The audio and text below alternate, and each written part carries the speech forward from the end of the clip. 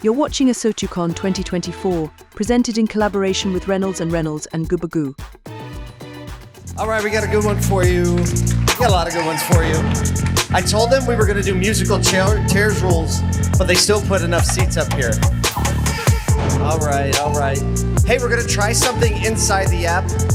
I know a lot of people have downloaded the app already. There is a live poll. Maybe a bit of a revealing poll for a first one, but if you open your ASOTUCon app, as soon as you do that, if you scroll down just a little bit, you're gonna see the session we're in right now. It says live, right there, where's the camera? No, you're not gonna see it anyway. It's right here, boop. Click on it, the one that says live, click on it. Mine's not clicking. Well, in that, if you can click on it, like I can't, you will see a poll, and it says, are you 45 or younger?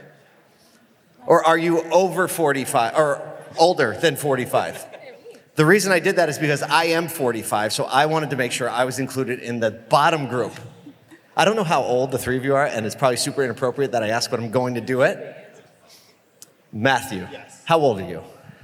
I am 41 years old. Okay, 41 for 41. Matthew. Wow, rough 41, huh?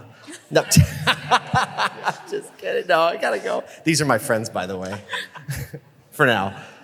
Andy? 44. Kayla? 34. Oh, she was ready to answer. She's like, oh, I'll answer this one. I'll tell you. 34. Okay, the point of this session is there is a new generation of dealers who are taking the reins and coming to the table with some new perspectives and new ideas. And it's not that they just came up with these out of nowhere. They've actually been groomed in the industry. They've learned a lot about it. Some multi-generational dealers are seeing how their parents or the generation above them did it, being handed something and saying like, hey, make this better. So this is really gonna be a relatively open discussion. So hopefully you get some ideas and some perspectives on what some of these next generation dealers are doing, how they're thinking, because I can tell you these are all very successful dealers. Everybody that's gonna be on a stage is someone that you do wanna emulate because they're doing something right. So we're just gonna have an open discussion. I'm gonna ask each of you, what are some of the things or perspectives you're taking in to this next 5 years and how you're framing that up. So Kayla, we'll let you go first. What are some of the things you're doing at your store, or what is a perspective that you kind of employ on a regular basis? So one of the things that gets a lot of attention that we've done is the 4-day work week. And I think that's one of the things that people shy away from a little bit. But when you think about getting the best people, right? And that's always my mission. I want the best people because we're asking a lot of them to have the best customer service, best customer experience. And so having a little bit more of a flexible schedule and less of a barrier to entry for many very successful and talented people was very important for us. So 4-day work week, is this in sales and service? Because I've heard a lot of 4-day work weeks in service, right? You do 410s. Is this in sales as well? Yeah, so it is throughout our dealership. So you could be in sales BDC, you can be in sales, you can be in service, and there's a 4-day work week option. My poor accounting team cannot have that, but everybody else has that option right now. Okay, that's great. I think we'll get into that a little bit more. Andy, you want to roll a grenade in the room? Yeah, no grenades, no grenades today. One of the things that we do is we have a carefully crafted career path, very, very carefully articulated by department. And as we look to add profit silos to the dealership and ancillary businesses, we're careful to include everybody too, because you can really get to the point like a vinyl wrap company that's part of our business where they can be on the exterior and you have to be very, very careful to include everybody in that career path. It's accountability through that is a big deal.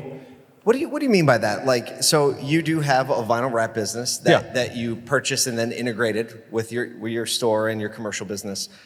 When you say have the vinyl wrap people included in the career path, give us a little bit of specifics there. So those guys have a very, very specialized skill set that can be translated into a service technician or possibly even a service advisor moving up that path or into sales.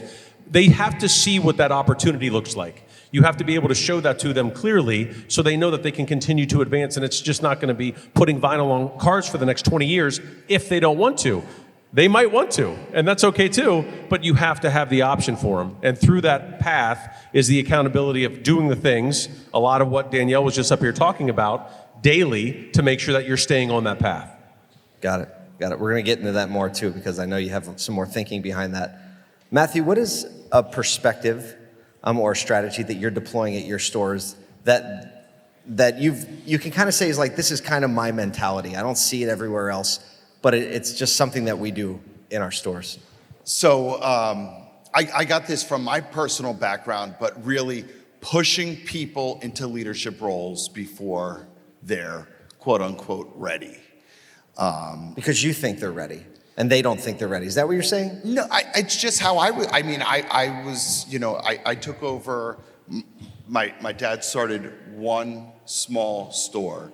I took it over the day I graduated from college. I was not ready, but I made so many mistakes, and that developed me into the path and the journey that I'm taking now. And throughout my 20 years, I have made decisions that people thought I was crazy. Said, okay, listen, you're gonna take over the sales department. You're gonna take over the service department. People thought I was crazy. And now I want to accelerate it. I want to make those decisions quicker. Once you identify someone who has leadership capabilities, someone who has great character, put them in that leadership role, let them fall on their face, support them. And as I scale, I want to just be able to do that quicker. I don't want to wait. I want to just get them on that track. Would you say when you've done that, if you were to assign a loose percentage, how much of the time, percentage-wise, do you feel like it works out when you push someone into something and they don't know if they're ready? You think they might be, but you're not sure. Is it a 50-50? I mean, in my experience, they're still there. They're still on the journey. They failed. They've had people come to me say, I can't work for this person. I want to transfer to a different location, But I mean, sharing that, it's just part of the journey. So I think it depends on what your goal is. I mean, I don't think it's any worse than bringing in some hotshot cowboy from the outside that doesn't understand your culture or your business. I mean, that's a lot. That has a much lower percentage of success than going with someone that that's just not ready yet. Yeah, right.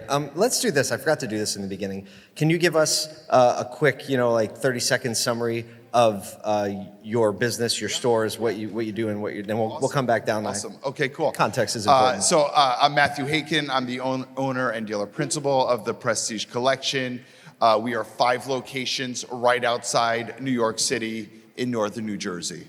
And I think one unique thing, and you just opened a joint fixed ops facility. Yes. Correct. And tell us about what that is. So in New Jersey, it's not like Texas or Arizona where you have acres and acres and acres of property. And you have freedom and stuff. Exactly, yeah. Exactly. No freedom. I live in New York. Don't pay taxes. So we recently opened up a dedicated service facility that's about 2 miles away from a campus of stores we have. And that's a big journey and project we're on now. Yeah, and you have a Polestar store that is in the Short Hills Mall, which I think is also a unique little flavor. Yes, we also operate a gallery space in a former Tesla space. And to this day, customers still come in daily with their broken Tesla chargers, or if they just don't like Twitter or Elon, they come in and they let you know. And they let us know. And we tell them, listen, we're not Polestar, we're not Tesla. And they're not even listening. They're just like, you're Elon all the same. sucks, taking away our freedom. So yes, I operate a space in a mall, which when it comes to recruiting talent and people is a totally different animal than the normal car dealership world. Andy, give us a summary of what you're doing. Andy Gelcher, Mohawk Chevrolet, owner and dealer principal there, part of the Mohawk Auto Group. We have Chevrolet and Honda up in upstate New York. 21 years ago was a salesperson at a Honda store. So I'm a first generation dealer, and I'm not nearly as cool as this guy with the malls and the stuff. He's a New Yorker, yeah. So, he lives in New York. Yeah, I don't live in New Jersey, I live in New York. This is Matthew. Tell us a minute about the commercial business that you've developed since COVID. Yeah, I so think that's a unique thing. we saw a need that really needed to be filled in the commercial business. A lot of the fleet management companies through COVID, they really gutted their business models and took a lot of their support staff out. And the model where the OEM was the underling to the fleet management companies, that kind of flipped. And then inventory became a real thing, and that still has gone that direction. But level of service to large and medium-sized businesses from those fleet management companies has really dropped. So we really identified that as an opportunity for us to kind of insert ourselves, really develop a strong partnership with General Motors to be able to service those customers, and that has gone extremely well for us. And you also mentioned the vinyl store, or the vinyl shop that you purchased, and you incubated that within your commercial business? Yeah, so one of our large customers had a need to do signs and Department of Transportation numbers on their trucks, and this was to the tune of about 400 units, and they were shipping these after they bought them from us at the tune of about $1,000 a unit. So we said, why don't we just do this for you? I can do math, right? We carry the 5, we were all set there. And then that turned into us having a conversation with the company we were using, and we ended up buying them and absorbing them and putting them in a new facility, and it's worked out great so far. And it sounds like now they have some opportunity to on a career path in the auto industry. Yes. Good job. Kayla, tell us about this stuff you're doing. So 3 stores in Richmond, Virginia area. We've got one in more of the city, one that's going to be in a short pump, it's what it's called, and then one that's in the middle of nowhere. It's called West Point Ford. With those 3 stores, we made it into the top 100 last year, which was really exciting for us. Congratulations. Yeah, super exciting. Currently building 2 service expansions. One is Ford Pro. We're big in commercial. I mean, it's just an awesome business that my dad actually built, and I've had the honor of helping him try to improve. Amazing, amazing. Let's hear it for that, right? That sounds like a lot of work, all of that. Does anybody have the results of the poll, by the way? My app is not opening. Nobody did it. All right. We're gonna let that one go. Okay, so far we've talked about 4-day work week and flexibility. We've talked about career pathing. We've talked about moving people forward in their career and pushing them into opportunities before they're ready. There's a common thread there. So if you're thinking about what are the common threads in your business that are around the people that make it successful, how would you start to think through and discuss that? And feel free to chime in, right? You don't have to wait for me to tell you to say something. I know you, right? If this was a dinner conversation, there'd be a lot of interrupting. They're fine. They're family. Go ahead, Kayla. We'll interrupt you. So for us, it's thinking differently, right? And I think that's a common thread for all of us. It's just thinking a little bit differently about what we can do. We didn't just do 4-day work week and say, hope it works. We're utilizing data on when customers are there. And then we rolled out communication pathways, because if we survey our people all the time, and what do they tell us we suck at? Communication. Every single time. And everyone's like, oh, it's going to get worse with 4-day. It's going to get worse. It actually got 1,000 times better, because you have to rely on your teammate to cover when you're not there. And that's pretty incredible to see a team working better together with more time off, with the ability to do outside things and pursue their passions. So heading into that, though, obviously you were like, what don't we know about 4-day work week? What were some of the fears and the things that you thought you didn't know? And you're like, we're going to let this tiger out of the cage, and we're going to see which way it runs. Yeah, so I think the fears are going to be everything with focusing on problems and not necessarily thinking about the ancillary effects of an improvement, which we see all the time. That's what keeps us kind of gridlocked in who we are in automotive, is fear consistently, right? Oh, you got poll results. Maybe that screen. Exciting time. But that's what keeps us gridlocked, is fear, right? All the time. And so when we did this, we just measurement, right? Is this working? Are we doing better? Are we getting better? Are we talking to our team and making sure everything's getting improved as we're doing this? And so the communication pathways and all of that kind of stuff were ancillary effects that we did not expect whatsoever. And then instead of having downtime on who we needed to hire, we have people waiting to get in. People can't find technicians. I have too many. Wait, what? Yeah. You all need to exchange some contact information. Matthew, too many. So when you said, I think from practical for a second, we poll our people, how do you do that? So we do a survey pretty consistently. We do it twice a year.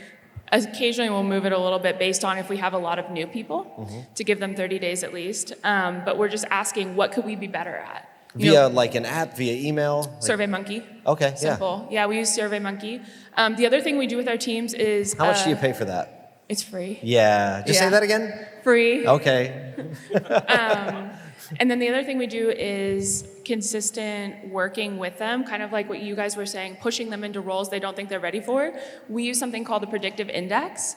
We started that 2 years ago, and it's putting the right people in the right places. It's taking people who don't know necessarily what their strengths are. So you build out, hey, this is what the best service advisor looks like. These are the things I'm looking for in someone. My best people in their roles have never come, almost ever, from whatever was before, right? Like my service advisors were often in a BDC or somewhere like that, or accounting, and they're moving around the dealership to find the best fit for them. Do you all see that similar thing? I was going to say, I just love working with valets and greeters because that's my bench right there, and that's my management team today. So, I mean, people are just hoping and praying without a strategy how to bring talent into the organization, and you put out entry-level ads like valets and greeters, and they just flock in, and you just need to work with that base because that is your future. Those are in every aspect of the business. And part of utilizing that data is we do it when we're hiring people, because I hate when I go, hey, we need to fill this position, we need to promote someone. Oh, we don't have anybody. What do you mean you don't have anybody? Like, so when we're hiring people, we know, hey, we're building our bench. This person is a 9 match for a sales manager role one day. That's incredible, right? And before, we had to seek all of that all the time, and we're relying on managers who are excellent sometimes, but might not be the best at HR. So that's kind of made a huge difference, and I think it's actually part of what made us successful in the 4-day work week. That bench that you guys both talk about is super important because those are your future managers, as you said, the service greeters, the delivery coordinators, maybe some people in your BDC. But if your culture isn't in line and in shape, you could have the best bench and the biggest bench around, and you're not going to grow and develop anybody because they don't want to advance in a toxic culture. So that is more important, I would argue, than having an actual bench. What are they going into, and what are you doing to ensure that that is set up correctly for them to grow and develop and advance? What are the signs of a toxic culture? Like, what are the things, I know like there's some like high level ones, but what are the things that you all see creep up in the store, right? Because that's I think that's the bigger risk than the obvious ones, right? We can all, but what are the things, the indicators that you see starting to bubble up? You're like, that's going to get worse. The biggest one, I think, is when you have leaders, either in middle management positions or otherwise, that are scared or nervous about somebody taking their spot. Like, you should be actively training somebody to take your spot and trusting that there's going to be somewhere for you to go, and that's how you have to build it. That there can be no fear on that. I have to train this person or these people to want to or be able to take my spot with no fear around that, because that smells. It's protectionism. Okay, that's a good one. Anything else? Things in culture that start to pop up and you're like, ooh, we better address that one before it gets worse. VOC all the time, voice of the customer. Anytime that starts to slip just a little bit, I know we're either burnt out or we're handcuffed and we're not able to make the customer happy. If I see an issue come up in VOC, any of the surveys that our customers get from Ford, in my case, I know, like, okay, why couldn't we fix this? This is a simple issue. Most likely they're scared to do something, potentially because of a leader or potentially because of a lack of training, but I'm gonna go find out why. So they're like, I don't have what I need to fix this problem, or I'm afraid to try, or I don't wanna try, right? Matthew, what are the things that pop up in culture that make you pay a little bit more attention and saying, like, let's dig into this one? I really think it's how your team interacts with each other and how they treat other people. Since the beginning of time, there's been so many walls and divides in a car dealership, finance and accounting and service and sales. And, in today's environment, you can't have these silos. They all need each other. We all rely on everyone. But really just how people treat people on the front line, how they treat a valet, how they treat a greeter, So we're gonna give you the poll results. Now, I don't know if this is indicative of the actual results or who is most likely to answer the poll. Because according to this poll, 70% of the people in this room are 45 or under. Next. What do you guys think? Well, you can see people. I'm just kidding. 30% are over 45. Thank you for doing the poll. There's also a Q&A section in the same spot where you answer the poll. Ask a question. We won't put your name unless you want us to put your name in there, and they'll feed them up to the screen. So if you have something you want to ask one of these three, please ask it. We'll see it on the screen. We'll do our best to answer all the questions.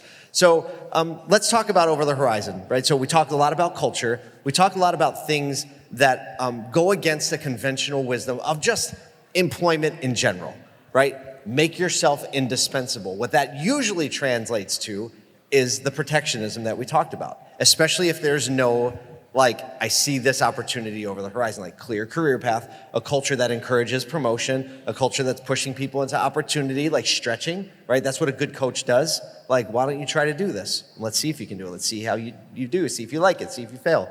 What are some of the other things that you're seeing change in the industry and how they respond to some of these progressive things that you're doing?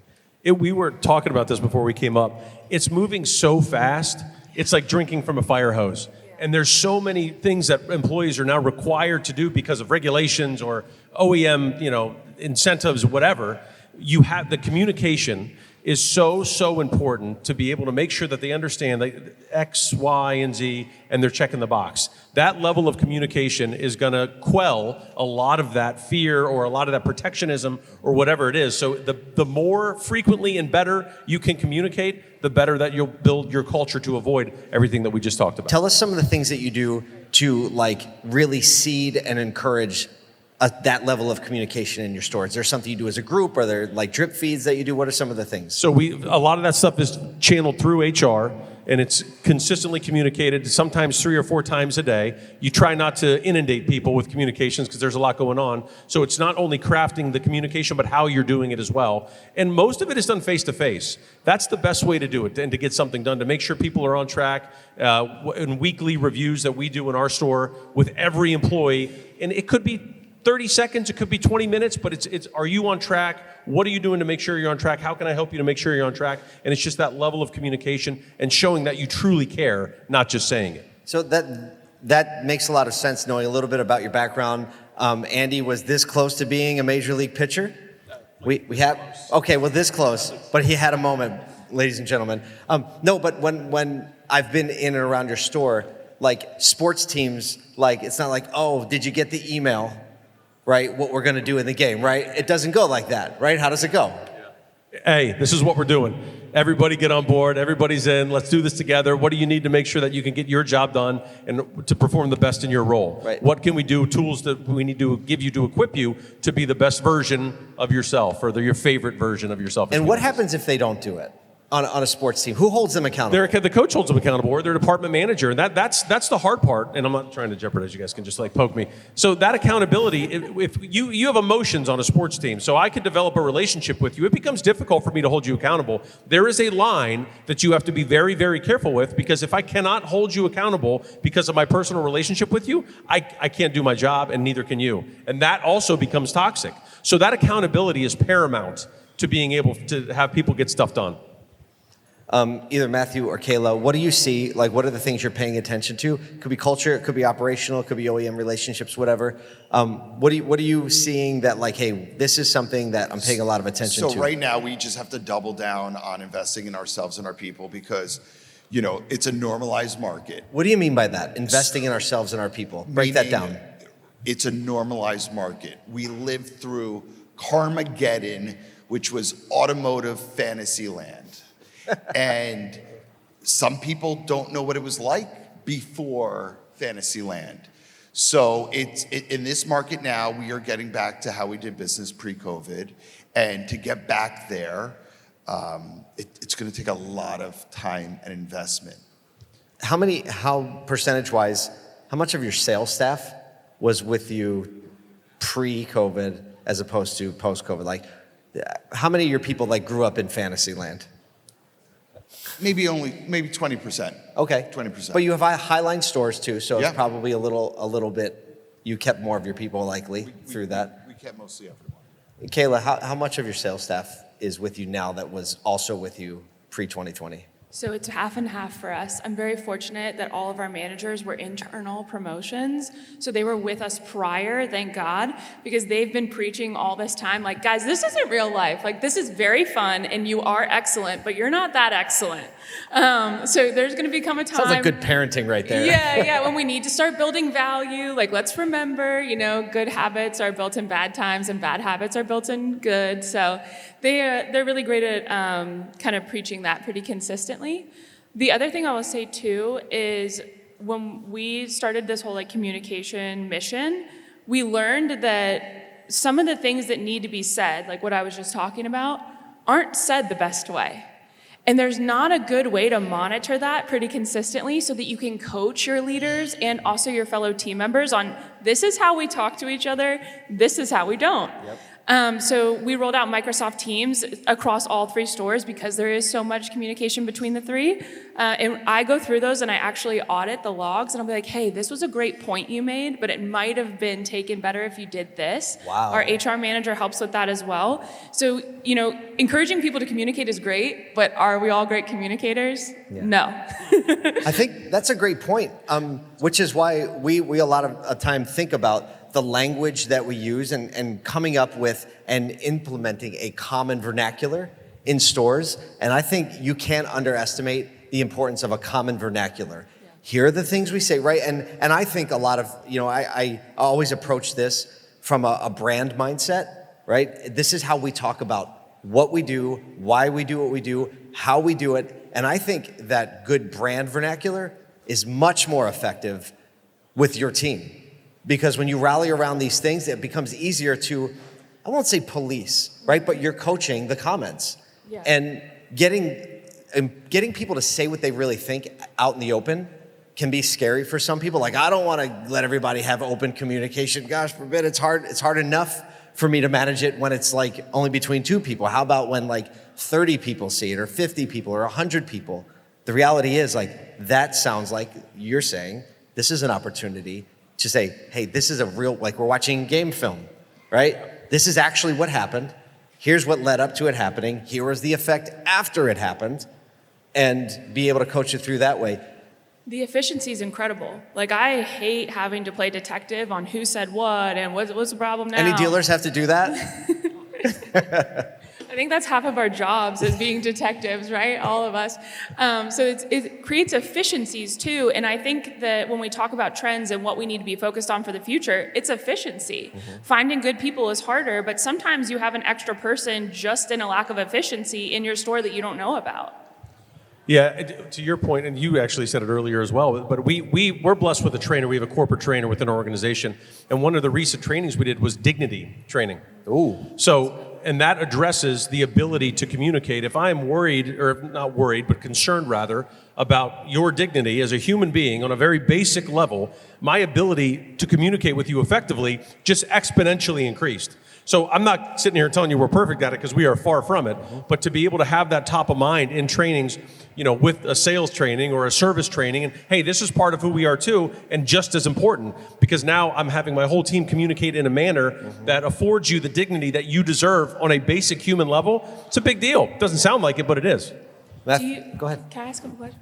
Do you find that it helps your managers be more bought in on it as well, instead of afraid of it? It does, because what happens when they do that is that people are leaning into them because they have compassion now for the people, and they really want to understand what's going on in their lives, or maybe why they're communicating a certain way in a Teams meeting that didn't need to happen. I can assure you it probably wasn't in that Teams meeting. It was something that happened way before that. And for us to take an active look at understanding that has really been a game changer. Okay, we have 50 seconds left. We're going to get a hot take from everybody. I'm going to give you the hard question first. What is your outlook for Gen Z coming into the auto industry? Yeah, no, he's not. Listen, they're our client base right now, right? Yep. Gen Z has all the money, has all the negotiating power. They like to come in the dealership. I'm optimistic. Yeah, That's good. Totally optimistic. Andy? It's people. generation, the labels are everywhere forever. It's people. It's a people business. It's always going to be a people business. There's going to be nuance, and there's going to be things that accelerate and decelerate the business. But if we continue to do what we're doing, the way we're doing it, and leaning into our people and making it about our people, our customers will forever and always be taken care of. Kayla. I think you always have to have people that mirror your customers, so it's going to be what it's going to be, right? And as long as you have the right culture, like they're saying too, to support them, I think it's absolutely excellent. There you go. Can we have a round of applause for Kayla Cody, Andy Gelcher, and Matthew Haken? Thank you so much for giving us some of your time, and they'll be around.